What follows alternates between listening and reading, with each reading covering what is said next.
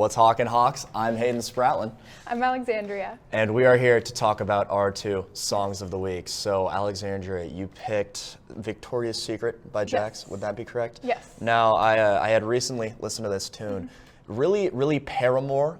You know, it's giving Paramore. It's giving like modern post-punk, if you can even do modern post as a genre.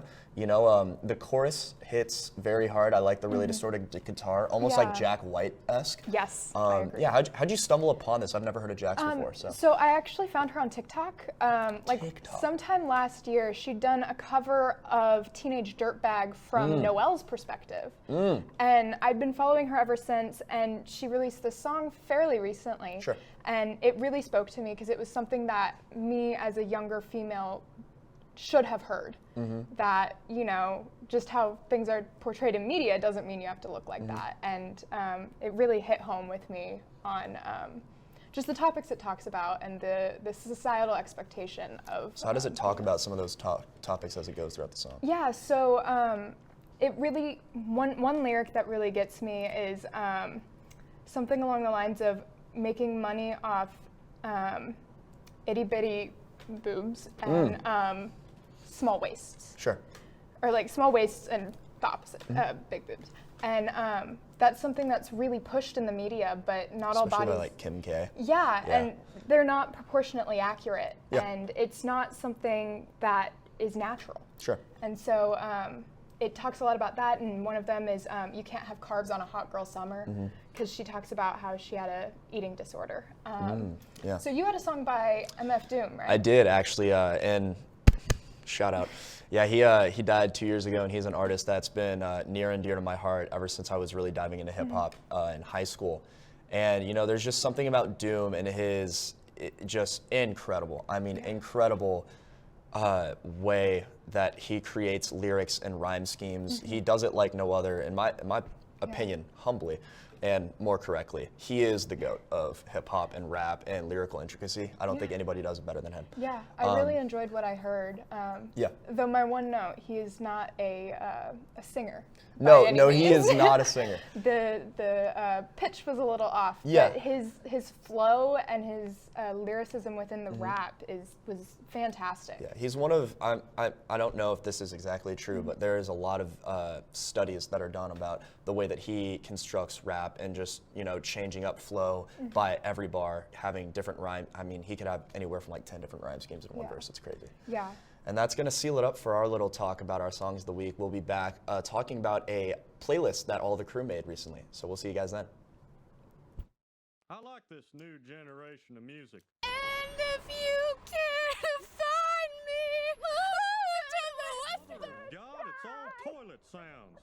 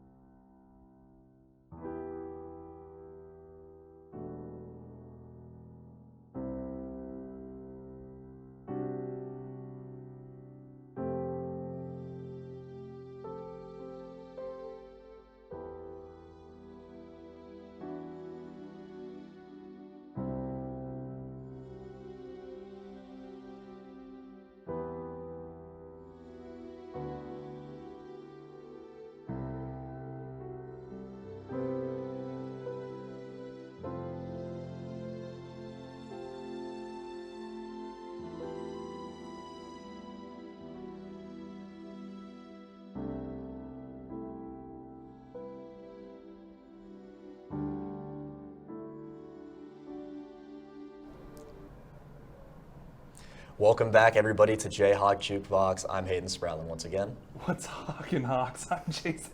Dude, I'm Andrew. stole my whole flow, bar for bar, word for word there. That's messed up. I couldn't help.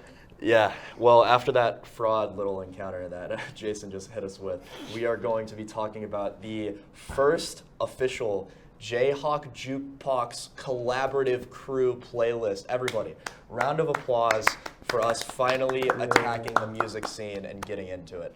So yeah, basically over the last week or so, we made a playlist on Spotify, just kind of like a miniature song of the week, I guess, or songs of the week. Everybody added about two. songs to the playlist, and with no real vibe or any, header or direction, we were just kind of like, let's put whatever we want. So yeah, what are your guys' favorites? What do you think the vibe overall is? Because there's a big range of genres and artists that are covered.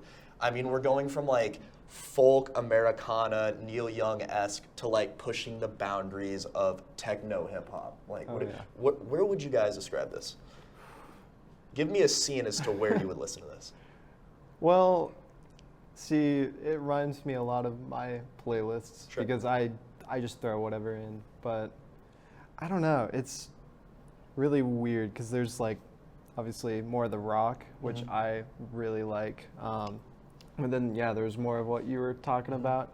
And I think, there's different parts of the playlist that could be used for different like situations, I guess, like taking a nice drive middle of the night or something, or just walking to class. What this playlist reminded me of was when you need to finish a project the night of, and you're trying to like whatever you can to stay up. Anything that puts music in my ears. Yeah. Or counterpoint, this is what a panic attack sounds like. Yeah, sure. It's kind of like, give me noise so I don't have to deal with my own thoughts at the moment. Yeah, I get what you're saying. Yeah, you take your headphones off, collapse. Yeah, exactly. This playlist kind of also, in my opinion, seems like something that whenever you're going on a drive with somebody for the first time, and you're like, dude, what do I play in the car? Because you have no idea what their music, what their music, and then you ask them what they're into, and they're like, I listen to everything. Now this can be like a Geiger meter. Do you really listen to everything? Because then you can pull the music elitist and be like, I bet you haven't heard of half of these. Oh yeah. So what are you guys', some of y'all's favorite tracks? What did you contribute and why? Well, selfishly, I'm going to talk about the ones I contributed first. I contributed Gym Class Heroes by Paris Williams. Actually great. Yeah. Yeah. How'd you hear about that? Because admittedly I did not know that artist. This is me talking about the same things I always end up talking about. That's okay. I was at the Black Star Kids live show. Paris Williams opened for it. It was a great show, and I remembered that song specifically because the chorus when it was like, feel like Babe Ruth that got to knock it out the park, and we would all go, knock it out the park, knock it out, knock it out. That's and sick. So that stuck with me, and so I managed to track that down later. And then I also put in Deja Vu by Shiloh, featuring two much better artists, Regina Del Carmen and Stefan. Hoping they don't see that. I'm guessing. Well, I don't care. I think it's definitely a great song because of the two additional people added. Sure. And I don't listen to Shiloh without them. Oh, well, now they gave you a reason to listen to Shiloh. Yeah, sure did. All right, what about you, Guy? Okay, so the first one I put up was Sing Along, which that one I actually found on YouTube recommended. Really? You had a different algorithm. Oh yeah, that's how I find a lot of my music, but I don't know, there's just something about it. That's, if not my number one, my number two that I listen to when I'm in the car, especially running late for class, because when I'm in the car, I like to drive a little faster, so I like music that fits that. But still under the speed limit, right? Oh yeah, You wouldn't ever go. You wouldn't above. say that. You wouldn't say that on live TV, would you? No. No, I'm not saying I would speed. No. I just like Nor to would drive you put a anybody little else in faster. danger. Yes. Sure. Yeah, exactly. And then what was your second track? The second one was way different. It's called Metamodernity. Metamodernity. Yeah, I remember looking at that title and I was trying to sound it out in my head and through vocalization for probably way too long, longer than I would admit, honestly. Yeah, I picked that song because I wanted to put something out there that was just completely different from the first one, because my music taste is just all over the place. Yeah. Well, what did you inflict on us, Hayden? I like the term the other day, but I think it was a few weeks ago. My buddy and I were watching this movie called The Gentleman. Great watch. I think it's on Netflix right now. And I was really rocking with the soundtrack. And there was a song at the beginning that reminded me of like this old like folky Americana, like 1970s Neil Young-esque thing. It's called Cumberland Gap by David Rollins, I believe. And that song has just been in my head. It's my most played song over the last month, and it is just a joy to listen to. I don't know what it is. There's just something about the vibe of it that I really like, and I thought it was a little different compared to what everybody else was doing. So kind of wanted to give some people some whiplash. Right. Yeah, well, overall, I think it was a fun first time for us making a playlist. I think we're going to keep doing this a lot more because it's going to be fun to collaborate and finally do something within everybody. So we're going to go to a break, and then we'll be back with the live music forecast. Hello and welcome back to a special edition of Jukebox on the Street. Today I'm flying solo and I'm going to find out how well our Jayhawks know music trivia. So let's get started. Eventually.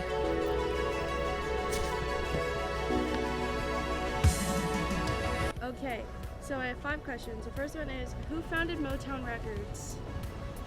Oh, I have no idea. Oh, I don't know. I have no idea. I don't precisely know. That would be Berry Gordy. Okay. Can you name 3 Beatles albums? Shoot. I can picture all the album covers, but I Describe don't them to me. Okay, the one where they're like walking across the street. That's one. We're gonna count that one. That's Abbey Road, by the way. Oh. Yeah. Okay, yeah. Actually, that may be the only one that I know. All right, Sad to well, say. Possible answers would be the White Album, Yellow Submarine, or Abbey Road. Oh, I knew Yellow Submarine. Can you name 3 Beatles albums? Abbey Road, Yellow Submarine, Sgt. Pepper's Lonely Hearts Club Band. Yes, perfect. Which artist briefly spelled his name using just a symbol? No, I'm sorry. Prince. Okay, which artist briefly spelled his name using just a symbol? The artist formerly known as Prince. Yes. And who was Tupac Shakur's iconic diss track "Hit 'Em Up" directed towards? Was it Biggie Smalls? Yes, it was. What was the first music video that premiered on MTV in 1981? No idea. I'm 0 for 5. That would be Video Killed the Radio Star. by Wow. the Buggles. I am so sorry. I That's did so okay. bad. I appreciate it. Thank you so much. All right, Dr. Graham, who founded Motown Records? Berry Gordy. Yes, that is correct. Can you name 3 Beatles albums? Revolver, Abbey Road, and the White Album. There you go. Which artist briefly spelled his name using just a symbol? That would be Prince. Yes. And who was Tupac Shakur's iconic diss track "Hit 'Em Up" directed towards? Oh gosh, I just listened to All Eyes on Me, but I don't know the answer to that one. That would be Biggie Smalls. Biggie. And what was the first music video that premiered on MTV in 1981? Video Killed the Radio Star. Yes. Perfect. 4 out of 5, y'all. Okay, so clearly we can see that our Jayhawks do not know much about music history, which is kind of sad, seeing as that's what this show is all about. But you know, you win some, you lose some. I've been Kit, and I'm signing off now. Goodbye. Well, talking Hawks, I am back with another live music forecast after a long stint not doing so. So it is great to be back, and it's great to see you all. And let's get this show on the road, why don't we? So first of all, we have Kevin Hart in Kansas City tonight. I know it's not music. Trust me, I'm aware. I'm sorry. But I could not pass up the opportunity to talk about my other short comedian friend. Now, you know, don't sell yourself short and miss. I think it'd be great to go to the T-Mobile Center, though it is a steep price of $88. If you can make it, I am sure it will be a great thing to attend. Now, tomorrow, on Friday, we have Carly Rae Jepsen, also in Kansas City at the Uptown Theater. Not a lot happening in Lawrence this weekend because I'm assuming, you know, the start of basketball season and football, there's a lot of sports going on. There's not a lot, you know, you can really do. There's already a really bad traffic problem anyway. But yeah, on Friday, we have Carly Rae Jepsen of our early 2010s pop music fame. Now, Carly Jepsen is actually from Canada. I learned that. I know it's pronounced Canada. But she's going to be at the Uptown Theater for $77. That's the cheapest ticket, so I understand if you can't go. And that show is going to start at 8 p.m. at the Uptown Theater.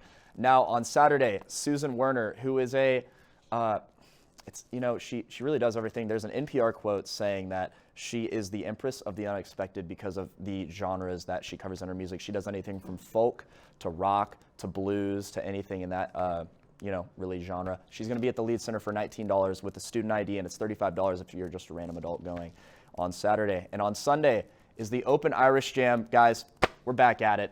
I'm so excited to announce another Open Irish Jam. Now, this is recurring every Sunday, but that's going to be at the Kaw Valley Public House, and it's going to be a whole free 99 on Sunday. Drop in anytime from 3 to 6 if you want to jam to some Irish tunes with your Irish fellas. Now, on Monday, an open mic night also at the Kaw Valley Public House. That is also going to be free 99, and it's going to be going from 7 p.m. to 11 p.m. And if you want to go to the open mic night, give your hand at stand-up or, really do anything. Do an acoustic cover of something if you're feeling frisky. Be my guest. I'm guessing it's going to be a blast. Then on Tuesday, Ginger Root, who is a indie folk kind of bedroom pop artist, is coming to Lawrence. Yes, we finally have something in Lawrence that is not in the Lead Center this next week. And they are going to be performing at the Granada for $18. Now, I was listening to their most recent release EP, which I believe is pronounced Nai-sama, or Nai-sono, apologies. And it's kind of like a take on what The Weeknd did with his most recent record, where it's like immersing you into this like 1980s city pop, but this one's more centered towards like Eastern Asian sound, and it's really, really kind of cool. A lot of cool things done with like a vocoder, kind of almost similar to Daft Punk, and some filters used on vocals, and some really just nice beats. It's probably good homework music if I were to put a pin on it. And then on Wednesday, we have Project Trio. They are going to be performing with the the University of Kansas Symphonic Orchestra at the Lead Center, and that's going to be $14 for students, and I believe $25 for adults, and that's going to be going on at 7:30 p.m. at the Lead Center on Wednesday.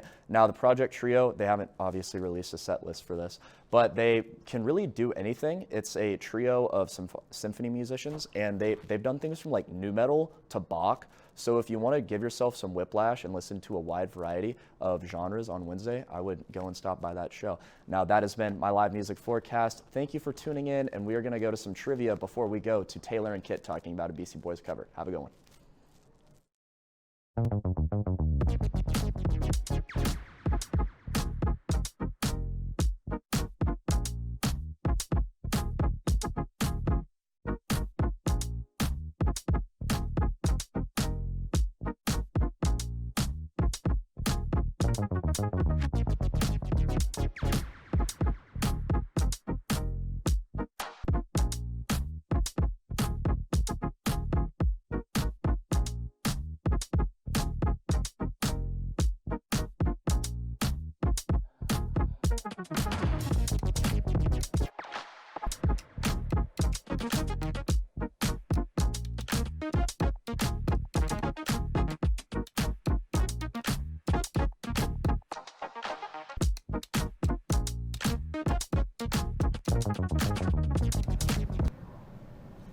Welcome back. Now we are going to be talking about a cover of an Elton John song. First, we're going to be talking about the original Benny and the Jets by Elton John. Then we're going to talk about the cover that the Beastie Boys did with Biz Markie. So, Taylor, you want to talk about the original first? Okay, the original, I'm sure that you have a lot of history about the Beastie Boys and this song in general. I don't know much about like the history. Personally, this is my favorite Elton John song. So when I heard there's a cover, I immediately was like, it's gonna be hard to beat that. And it's also kind of nostalgic for me, not like from when I was young, but like just this past summer. I hate to be that person that always talks about their study abroad experience, but I saw Elton John for free in Hyde Park in London this summer, and like just that was like the coolest experience ever. So it just even heightened my love of his songs. So that's my background with Benny and the Jets by Elton John, at least. But yes, I mean, obviously I grew up listening to Elton John. Also, speaking of this summer, like my friends and I had this huge collaborative playlist called Too Many Men. That it's a hockey reference, but so shout out to the Blue Jean Babies. Literally named after an Elton John song. We have so much Elton John on that playlist. So I listened to it, just him in general, so much over the summer. Because that was our big summer playlist, like over 1,000 songs. But obviously you can't beat a classic. Yeah. And so I guess we can talk about the cover now, which was by Beastie Boys and Biz Markie. I guess the history of this cover is that it's a song on their anthology album, where basically it was like a bunch of greatest hits plus songs that had never been released before. And one thing about the Beastie Boys is that they kind of treated their recording like processes as just kind of like hanging out in the studio for literally days on end. Like they would literally like sleep there. Like they pretty much made their studio like their second home. So they would literally just kind of like, I don't know how else to say it, but they'd like fart around in in the studio just trying to come up with ideas. So this song came from, and Biz Markie would always come in and hang out with them, and he's featured on a lot of their songs, but he came in and they, it's actually, so it's Biz Markie singing, albeit very badly. Yes.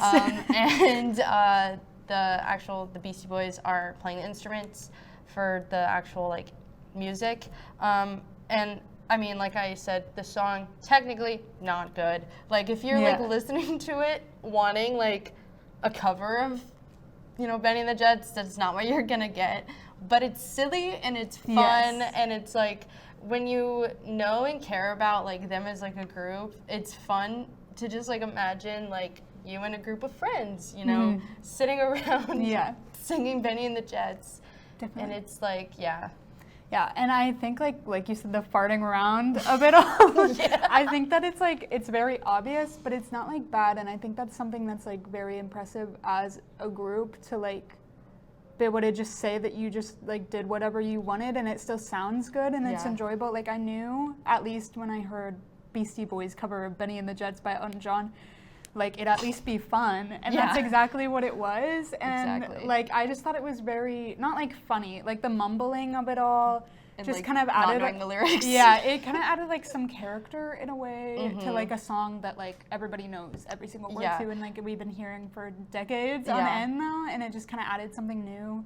Like it didn't, the thing, I think I've said this before on our cover segments, of the thing I like about that makes a cover of a song like really stand out for me in general is when it like really changes it up, and this didn't really do that, but it still was like a good version of a song. Because also like Biz Markie, like his voice is so distinct that it obviously sounds nothing like Elton John, and like I said, like him just like mumbling the lyrics, it sounds almost as if like you and a group of friends got together and were like, hey, let's sing Benny and the Jets. Like that's, or like really bad karaoke kind of vibes. Yes, true. Exactly, so I mean, I guess now we can talk about like how you would rate them. Yeah, I guess like if we're going cover versus original, I would have to say original. I like it more. Just like I said, it's like my favorite Elton John song, just maybe his best song. I would argue one of the best like songs from that time period of like classic songs too, and just like so fun. Like it's always, no matter what the vibes are,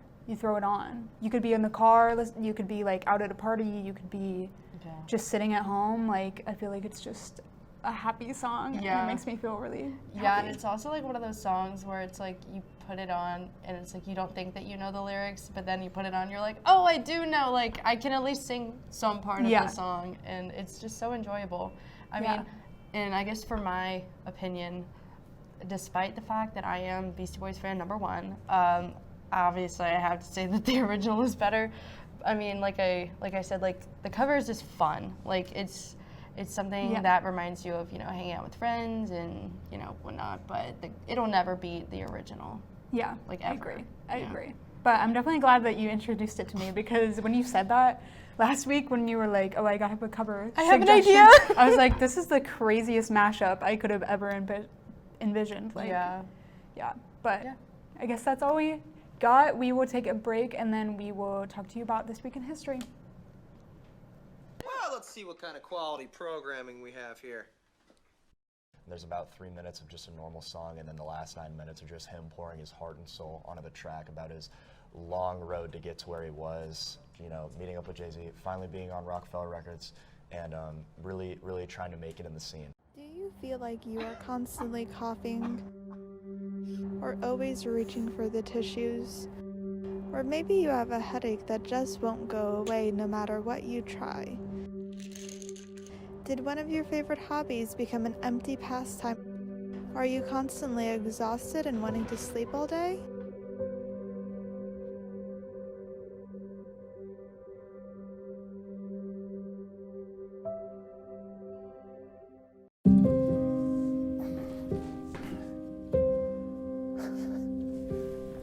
You're there for them.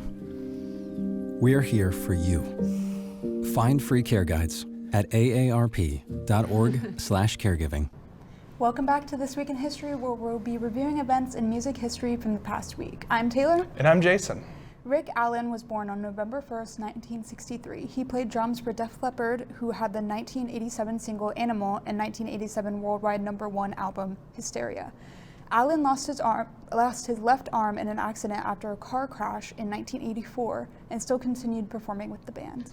In 1969, the Beatles scored their 13th U.S. #1 album with Abbey Road. The album featured songs such as Something, Here Comes the Sun, and Come Together. It was the last album the band recorded together as a group. Also in 1969, Creedence Clearwater Revival released Willie and the Poor Boys, the third studio album that the band released that year. The album features the songs Fortunate Son, a well-known protest song, and their version of Lead Belly's Cotton Fields. Sean John Holmes, aka Puff Daddy, aka P. Diddy, was born on November 4th, 1969. The producer, clothing designer, and rapper had the 1997 #1 single with Faith Evans, I'll Be Missing You, one of the most successful rap singles of all time. He was also a producer of MTV's Making the Band. In 1969, Sugar Sugar by the Archies was at #1. The single became the longest-running one-hit wonder in the UK with 8 weeks at #1. Cornell Haynes Jr., aka Nelly, was born on November 2nd, 1979. He had the #1 album Country Grammar in 2000 and the 2002 #1 single Dilemma. Kevin Jonas was born on November 5th, 1987. He is known as part of the Jonas Brothers with songs like Burnin' Up in 2008 and Sucker from their reunion in 2019, as well as the Disney movie Camp Rock. In 1989, Elton John scored his 50th UK chart hit with Sacrifice. Only 2 other artists, Cliff Richard and Elvis Presley, had achieved this before. In 1990, Ice Ice Baby by Vanilla Ice became the first rap record to top the US singles chart. The track was initially released as the B-side to the rapper's cover of Play That Funky Music and became the A-side after US DJs started playing the track. In 1997, Shania Twain released her 3rd studio album, Come On Over, which became the best-selling country music album by a female artist at the time.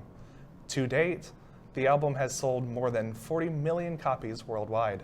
In 1999, the Foo Fighters released their 3rd studio album, There's Nothing Left to Lose. The album marks the first appearance of drummer Taylor Hawkins in the band's work. In 2020, on Halloween, British rapper MF Doom died at the age of 49.